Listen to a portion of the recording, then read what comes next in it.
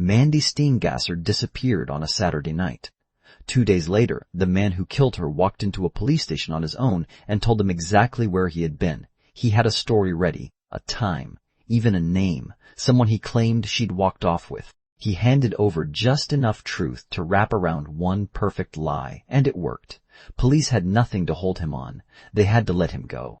Here's what should scare you. Most cold cases stay cold because nobody knows who did it. This one is different. Police suspected him almost immediately. So did her friends. Within a few years, so did the whole town. For 25 years, people in North Tonawanda, New York, said his name in whispers at bars and backyard barbecues. Everyone knew.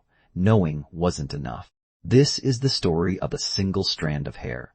It sat inside an Evans bag for almost a quarter century, completely useless, while the man who put it there lived 2 miles from the mother of the girl he killed. That hair would end up being the only thing standing between him and freedom. For 24 years, it almost wasn't.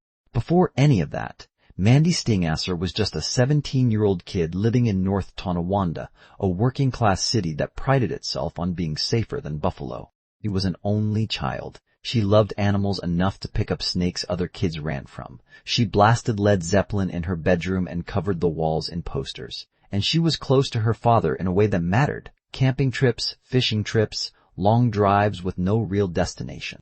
Her parents weren't strict. They were careful. They built her a system instead of a curfew. If she was running late, she called. If she got home safe, she woke them up to say so. And if she ever, for any reason, ended up somewhere she shouldn't be, they told her to call, no questions, and they would come get her. It was a promise built for exactly one purpose, so their daughter could never truly disappear. On September 18, 1993, that promise broke for the first time. Mandy went out that Saturday with 3 friends. Stacy, her boyfriend Brian, and his friend Wayne, who had his own apartment and could legally buy liquor. They picked up whiskey and rum and started drinking before they'd even left North Tonawanda. The plan was simple. Get into a bar in Buffalo, see a band, be home by midnight. It didn't go that way. The bouncer took one look at Mandy and Stacy and turned them away. Too young. So the group kept drinking instead, hopping from one apartment to another, watching the clock slide past midnight without anyone calling home. Around 1 in the morning, they were walking toward another party when a car full of strangers pulled up beside them. The men jumped out yelling, accusing Brian and Wayne of harassing someone in the neighborhood. It wasn't true. It didn't matter. A fight broke out fast and ugly, fists and shouting filling the street. Mandy and Stacy froze for a second, then ran in opposite directions, just trying to get away from the noise. Somewhere behind them, sirens started. And this is the moment that decided everything. Mandy didn't run toward those sirens. A patrol car meant safety. It also meant a police officer driving her home past curfew, smelling alcohol on her breath, and her parents finding out everything. So she did the opposite. She turned away from the flashing lights and started walking, alone, north, up Oliver Street, toward home, choosing the empty dark over getting caught. It feels small now. It wasn't. All she knew was that home was over a mile away, and she had legs, and she could make it before her parents ever woke up. The street was quiet. No more shouting, no more sirens, just her footsteps against the pavement and the cold creeping into her arms. She passed dark storefronts and parked cars. She kept walking, rehearsing in her head how she'd sneak in without waking anyone. She had no idea someone was already watching her. Up ahead, near a corner store, a car slowed down. It rolled past her once, then did something a stranger's car shouldn't do. It turned around. Headlights swept across the empty street and pulled up right beside her, easing to a stop just a few feet from where she walked. Mandy didn't run. Whoever was behind that wheel, she wasn't afraid of them. Not yet. The car door opens. Mandy leans down, says something through the window, then climbs inside without a second thought. She isn't scared. She isn't drunk enough to make a mistake like this without thinking it through. She recognizes the driver. That's the only reason a 17-year-old girl gets into a car alone at 1 in the morning, because the person behind the wheel isn't a stranger at all. 2 people watched it happen from 2 different angles on a street that should have been empty at that hour. A woman standing at a payphone outside a corner store, another woman watching from an apartment window just above the sidewalk.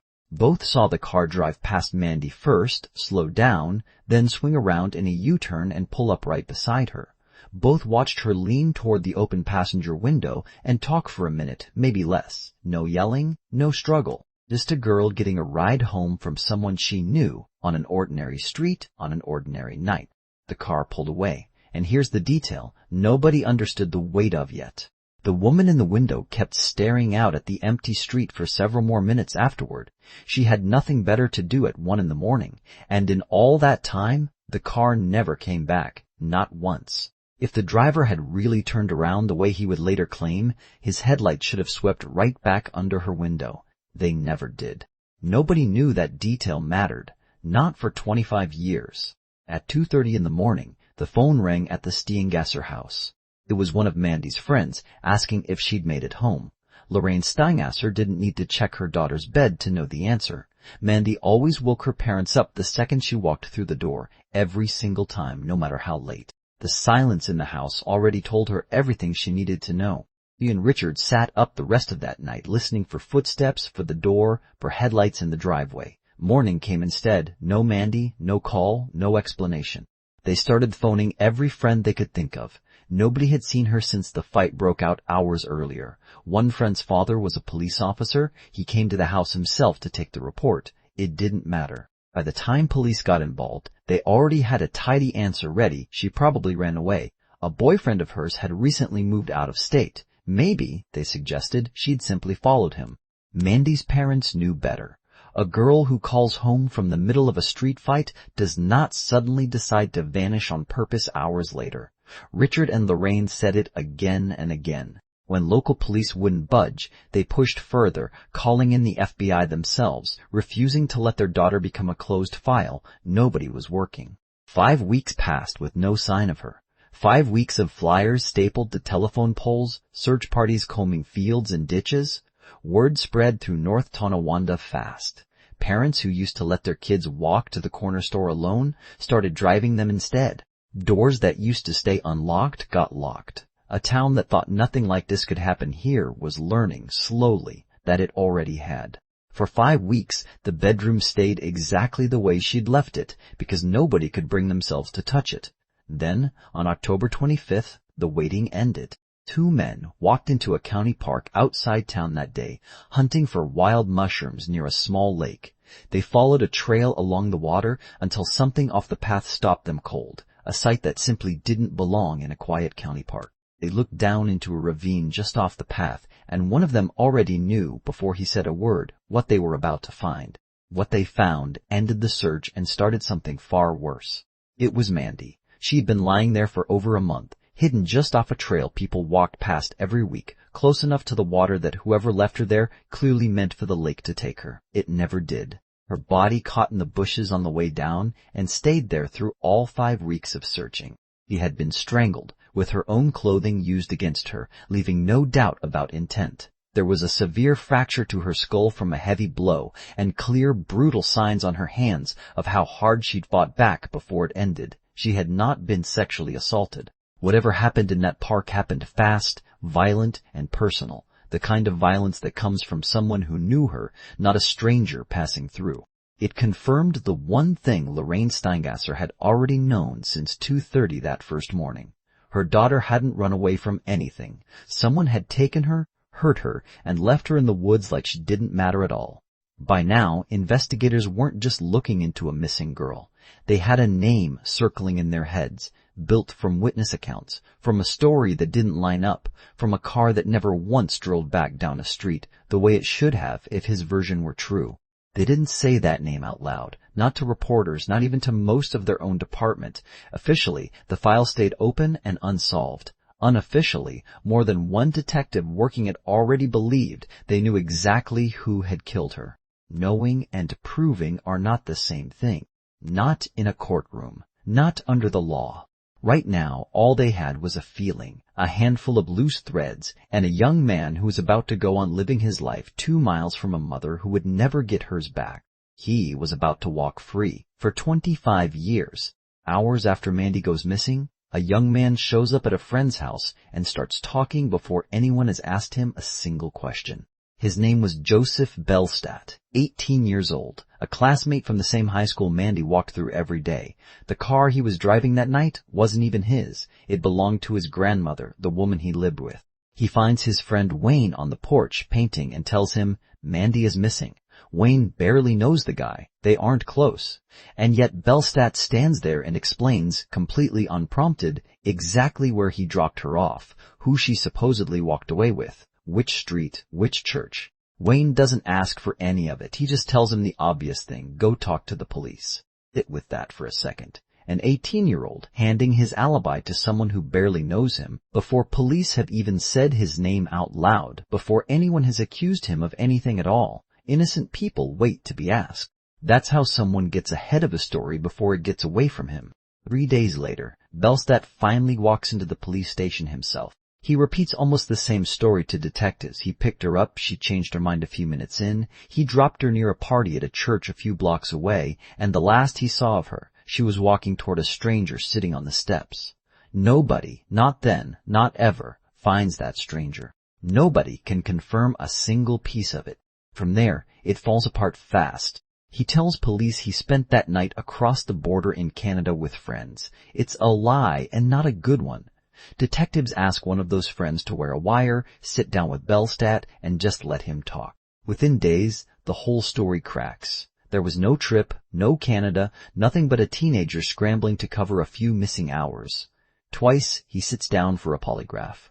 The first time, he gets up and walks out before it's finished. The second time, he stays the whole way through and fails it on the two questions that matter most. Was he involved, and was he hiding something? He lies again once her body turns up. Asked if he knows the park where she was found, Belstadt says he's never set foot there in his life, not once. That's false too. A young woman comes forward and tells detectives he took her to that exact spot, that sane, quiet lover's lane, only weeks before Mandy was killed. Every time investigators check his story against the facts, it breaks a little more. Somewhere in the middle of all that unraveling, while detectives are still chasing down a story that keeps changing shape, one detail surfaces that's almost too strange to be coincidence.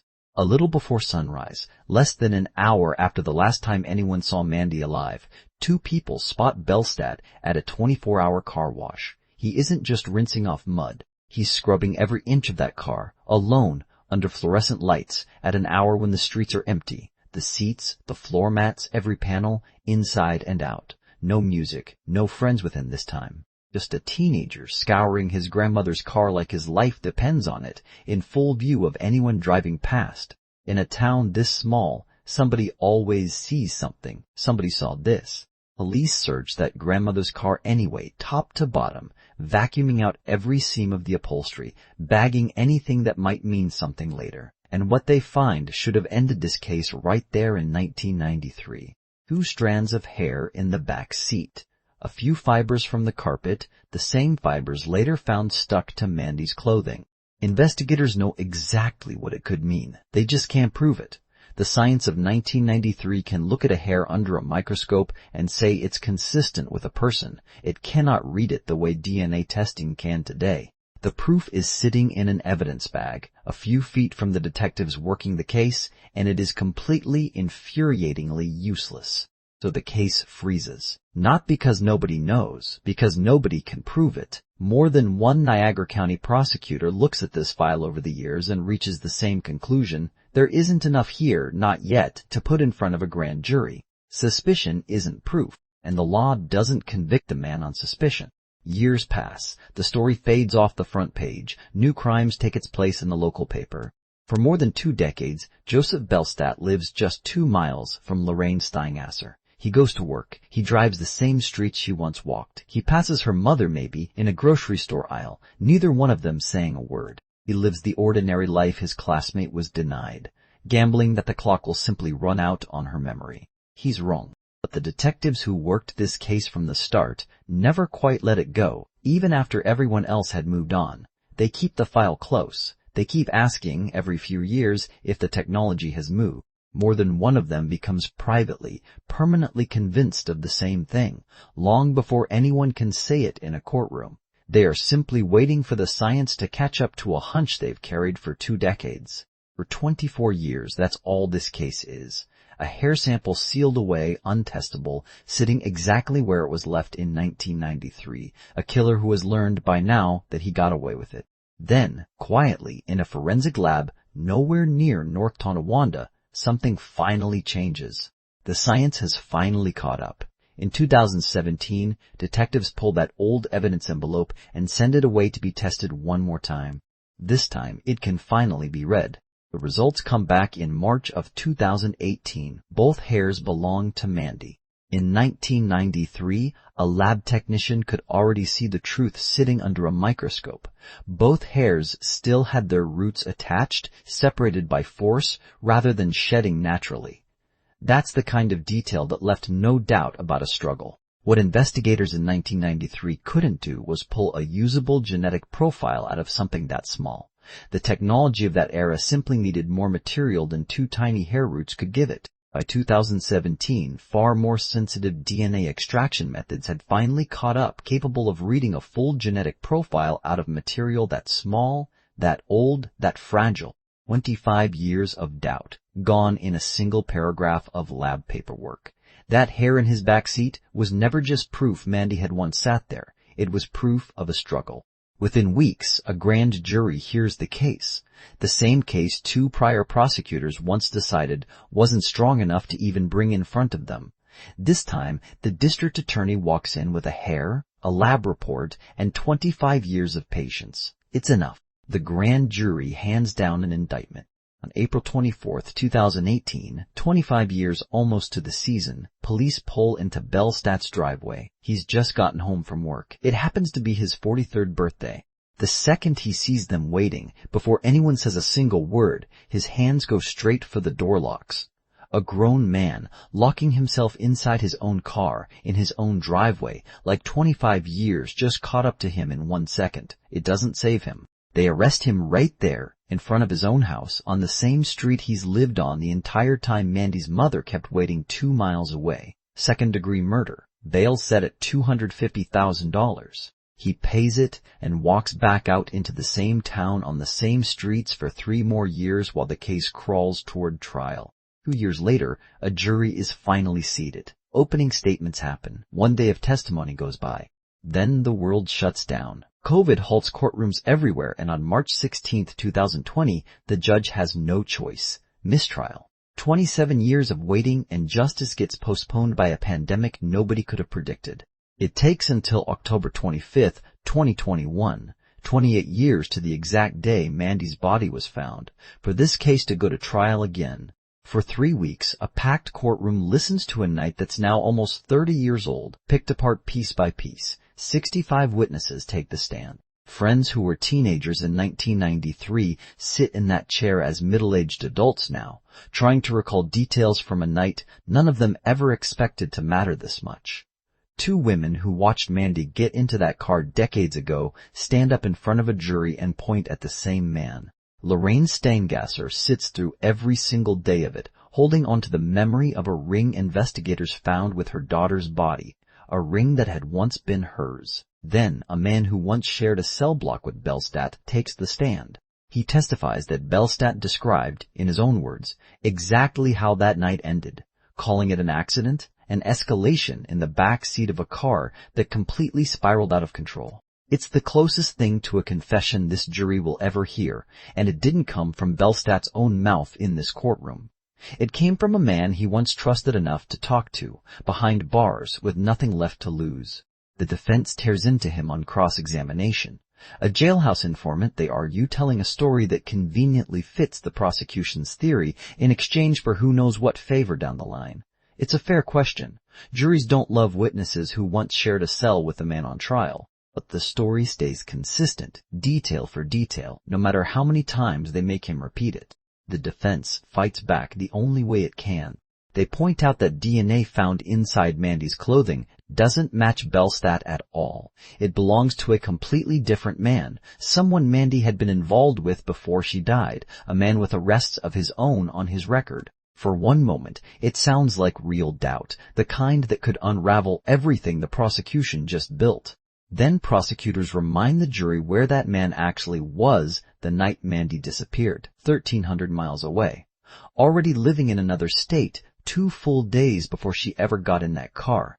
The defense tries one more angle. They call Bellstadt small, harmless, a kid who once got shoved against a wall by Mandy's own cousin and never fought back. Not exactly, they argue, the profile of a killer. The prosecution doesn't need him to look dangerous. Looks were never the evidence. They just need 12 people to believe a hair, pulled out by force and sealed away for 25 years, doesn't lie.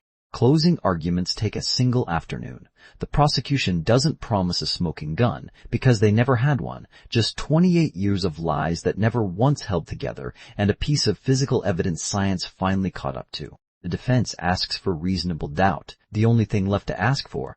By mid-November, the case finally goes to the jury.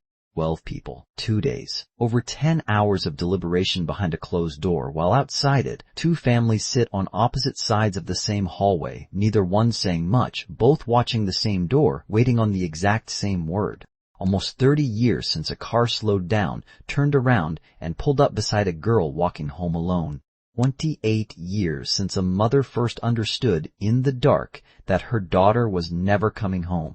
12 strangers, behind one closed door, are about to decide if any of it ever gets answered. The jury four-person stands, November 16, 2021. One word is about to end 28 years of waiting, and the entire courtroom holds its breath for it. Guilty. Lorraine Steingasser's hands go to her face. Belstadt stands there hollow-eyed while a deputy reaches for his wrists. His own attorney puts her head down on the table in front of her. Somewhere behind the prosecution's table, a few of Mandy's old friends can't help themselves. A short, sharp cheer breaks out before court security quiets the room back down. Then there's Gabe DiBernardo. He's not part of the legal team anymore. He retired years ago, long before this trial ever started. But he sat in this courtroom every single day of it anyway, on his own time, in the back row, and right now, hearing that one word, he looks like a man who just got handed back something he thought was gone for good. His eyes fill up. His voice shakes when reporters catch him outside. "I've never had a better day," he tells them. Then he goes quiet for a second, like there's more to it than he can explain in a hallway. There is, just not yet. 2 months later, on January 14th, 2022, the courtroom fills again for sentencing. The district attorney calls it exactly what it was. A horrendous, violent crime. A young life taken by force after a devastating blow to the head.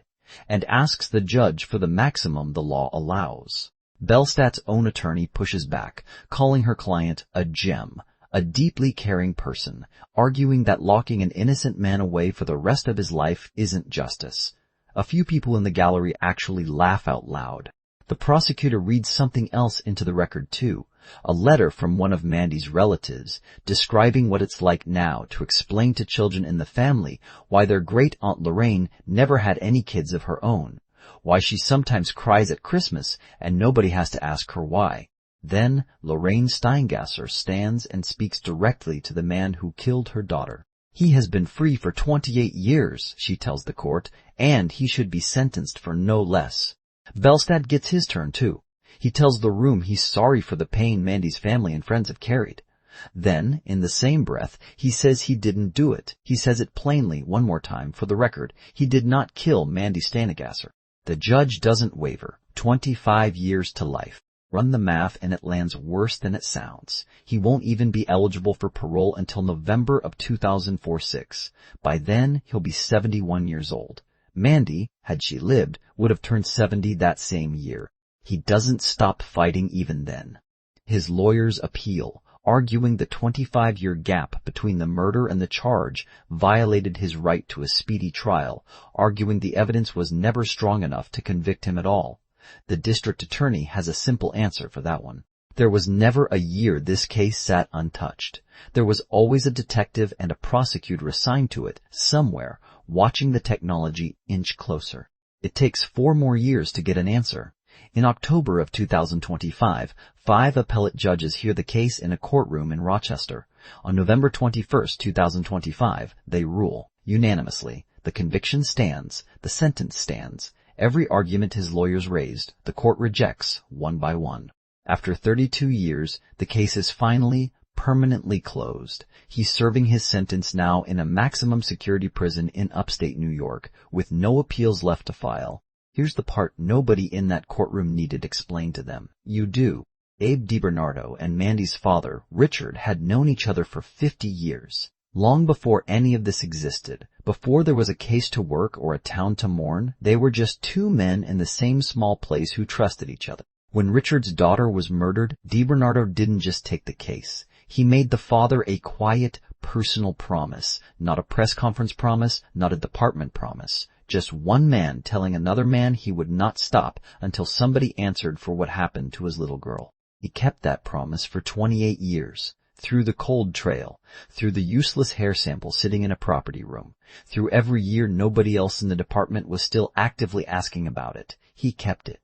Richard Steingasser never got to hear the word guilty. He died in 2015, 6 years before anyone ever said it out loud in a courtroom.